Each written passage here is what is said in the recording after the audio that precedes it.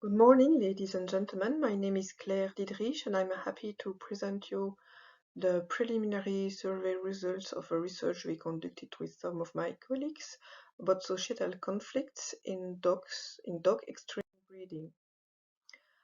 And we start by questioning about beauty. What is beauty?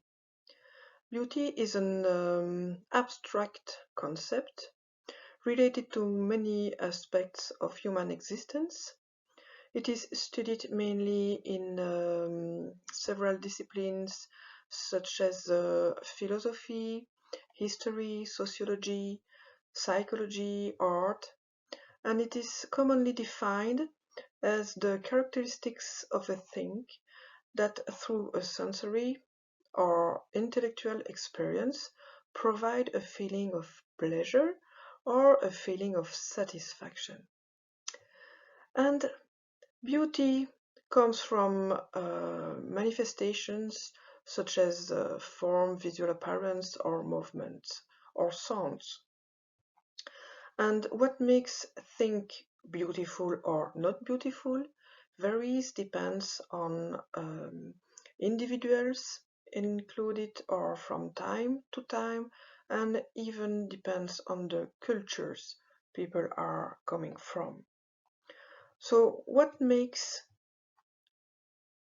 millions of people traveling to Paris to visit La Joconde in Le Louvre, and I'm sure I will not never reach such an amount of visitors. But concerning dog breeds, we know there are hundreds of dog breeds, and the number depends on the association they belongs to, or they are recognized. They recognize those breeds. I show you here a few of them. And the description of the breeds are belongs to what is called a breed standard, where the characteristics of an hypothetical or ideal member of the breed are described and expressed. And if we look at the English bulldog, sorry, at the beginning of the 19th century, Buffon made a drawing of it, and the standard said that the face of that dog should be as short as possible. Currently, the standards say that the face of a bulldog should be quite short. So you can observe that there is a question here of interpretation of the standards, especially if you look at those drawings of dogs. You agree with me that they are rather highly different, even if the standards are quite close to. And if we observe individuals inside the population, there is also an important variability between individuals. Because if I show you the example of the Sharpei, here is a standard Sharpei, but if we select within the Sharpei population extreme physical features, and here in particular extreme folds, number of folds of skin, we can reach that result of that kind of dog, which is still a Sharpei too, but with skin, excessive skin, and also some of them suffer from skin diseases. And this extreme selection of some particular features has led to the production of extremes dogs, which some people also name new Frankensteins. And we were interested to know, where does end the standard and begin the pathology? Where is the cutoff? And how far human beings are prepared to go in dogs selection? And we use the five freedoms which have been developed in the 1965 about farm animals, and which are very famous in the animal welfare world.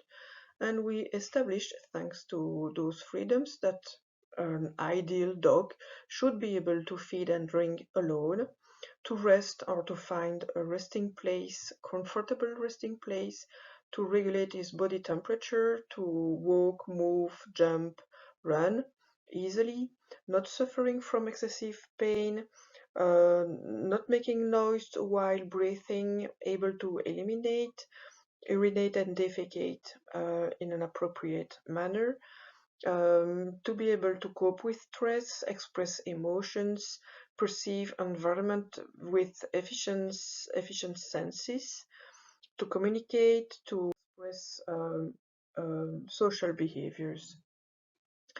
And those statements were transferred into questions, and there were 16 questions, and here are a few of them. The first question was about the acceptance, the amount of acceptance of the respondent about the necessity to provide chronic owner care or chronic veterinary care to the dog due to its physical and functional characteristics related to genetical defects. How important was the efficient sight and hearing of the dog to allow it to communicate?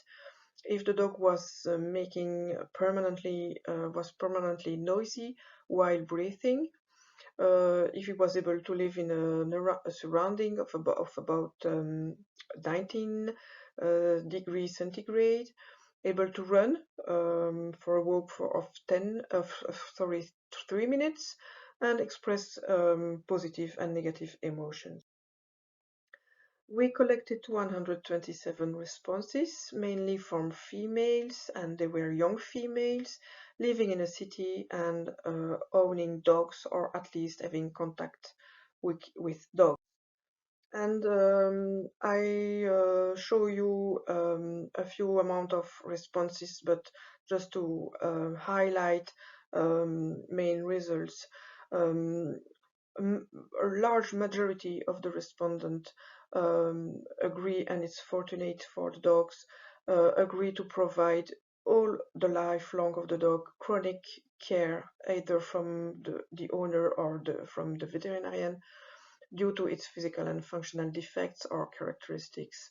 But to the contrary, they stated that the dog should benefit from sufficient sight and hearing for an appropriate communication, not making noise while breathing, be able to be at ease in an ambient temperature of 19 degrees centigrade, able to walk for about 3 minutes, and it's not very long, and to express emotions.